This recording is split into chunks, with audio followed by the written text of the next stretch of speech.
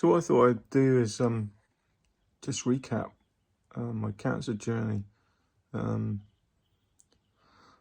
So originally, I'm colourblind, so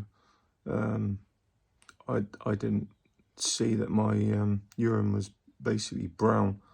It was, it still, looked the right colour to me, but to my wife, she said, "Well, hang on, I hadn't flushed once," and she said, "You got brown pee," and stupidly, I just ignored it. 'Cause now I know that brown means blood.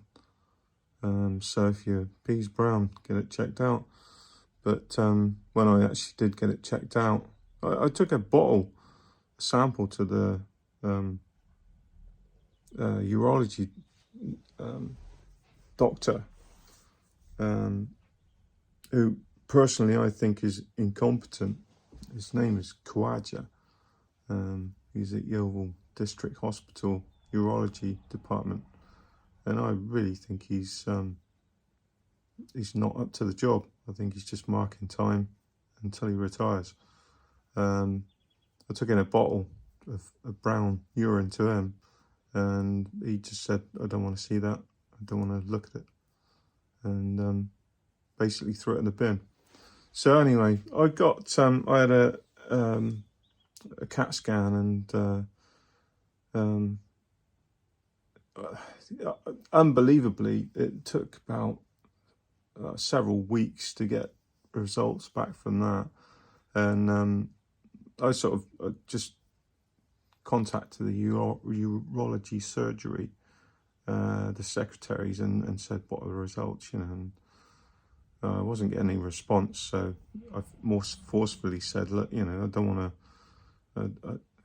In the meantime, I'd been to the gym, and I was on a cross trainer. I was going a bit harder than usual because I noticed that I was plateauing as well. So although I was doing more, I was tired, and I was doing less, and it's harder and all the rest of it. And I didn't put two and two together, but basically on the way out of gym one night, I had to stop for a pee, and I was peeing blood. I was basically peeing blood, and I still haven't got the results from the scan, from the CAT scan. So I more forcefully wrote to the the urology department at Yeovil, and said to my consultant, if you're not going to give me the results, then hand me on to someone that will, refer me up the line. Eventually, he got around to ringing me, and he said, "I prefer to spend my time with people who actually have cancer, not people like you." And I just thought that, like, there's no record of that. There's no written down. If that was put in a letter, then I could have him for it. As it is, it's just hearsay. I'm just telling you what I heard. So I don't know if that's slander. I don't know. It's what I remember anyway. Anyway, eventually he had to eat humble pie because my kidney turned out to have a tumour the size, it was 75 mil, something like that. I was eventually referred to Bristol to have the kidney removed, and the doctors up there were fantastic. They were really good. No complaints at all.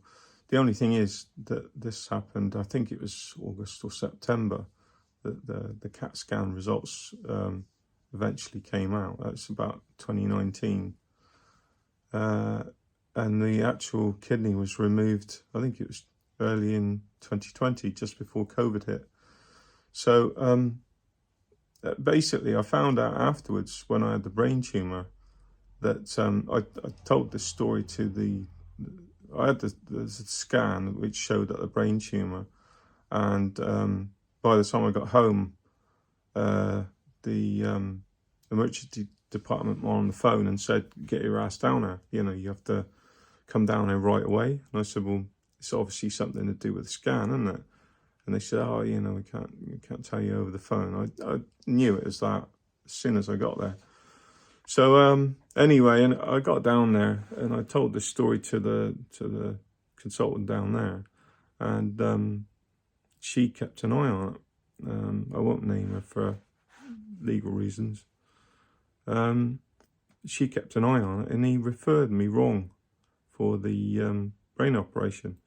Now, the brain metastasis was 28 mil on the scan, and it grows really quickly in your brain because it has no resistance. You know, there's no resistance to it growing. So they said basically they were really stunned that I didn't have any symptoms at the time, and I didn't. You know, I noticed on the running machine that I was going a little bit to one side, but I was compensating for that, and I didn't really notice it. You know, I noticed that I was wandering to the right hand side on the running machine, and it turns out that where the tumor was in the cerebellum, that it actually affects the side that the tumor is on instead of the right, either the right controlling the left hand side of your body and vice versa. So yeah, the whole of my right side was supposed to be weaker than the left because of the tumor. My, you know, it's obviously affecting my eyesight and all the rest of it. But I didn't really have any symptoms. So anyway, I had this this referral that came from her in the emergency department because Kawaja messed up my referral for the brain tumor, which was also at Bristol. That was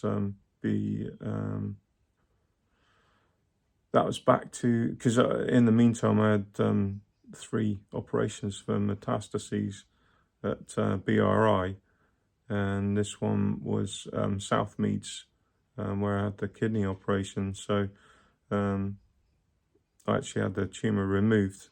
I was told that I'd have the tumour, when I had the tumour removed, that I would come out with a disability. So yeah, that was quite frightening in a way. So yeah, I would maybe have a limp, or my eyesight would be baggered, or, you know, I would have some kind of repercussion from having this tumour removed. Anyway, I had the operation, and directly after the operation I was fine, really.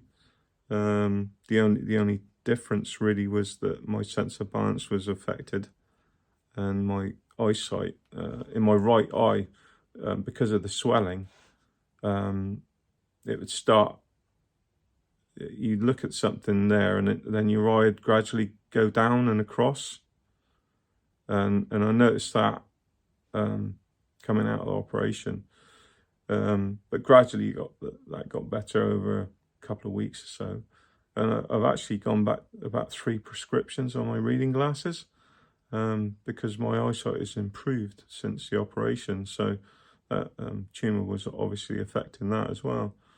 So there we are, you know, that's my cancer journey. Despite talking to what they called PALS, it's patient liaison service with the hospital, despite talking to them about Kawaja, he's still my bloody consultant. So I can't get away from him. I've said, you know, I think he's going to be the death of me. You know, I think if he referred me wrong, which I was told he did at the time to Southmead for having the kidney out, it had grown something like 10 mil. So 75 mil is it's kind of a sweetheart cancer, smaller than 70 mil, say. I don't think it metastasizes outside the kidney. So you have a kidney operation, and I don't know what the percentage is, but there's a high percentage of people that don't actually have any problems again. Whereas bigger than 70 mil, you're pretty much bound to have metastases. It's about 85 mil by the time it's taken out. So I think that delay is the reason why I'm like I am now. That's the reason why the cancer metastasized. So basically, I'm going back to PALS.